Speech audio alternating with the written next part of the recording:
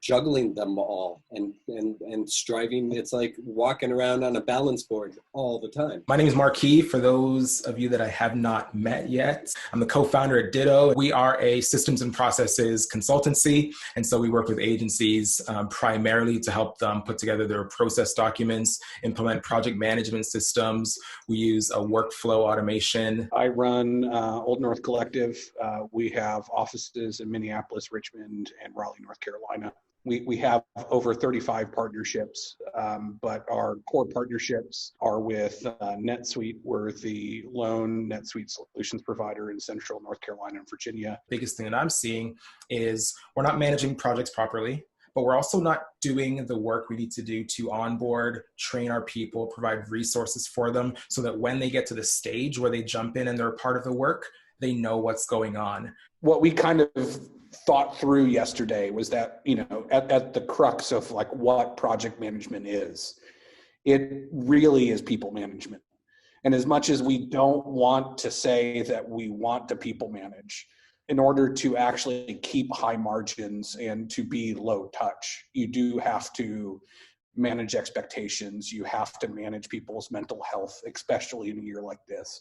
You have to manage people's participation and help figure out how to get them motivated. Because if you actually look at why this topic exists, it's either for super ADD people like me that are going to care more about budget than timeline, and I'm going to screw the timeline every single time to make budget, or you're going to have things pop up and you have no way to end up addressing them. So it ends up being a runaway clause.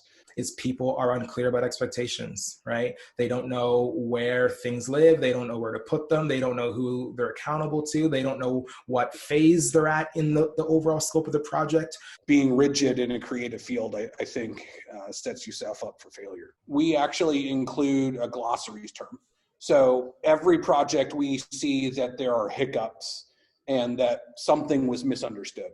So that, in a sense, goes into a Google Doc, and we define the issue in real time as we're seeing it, so that the next project we have basically an updated glossary of terms. It should look like, yes, as a project manager, we own it, right? But then in that internal project review, we all come together and we just simply talk to each other.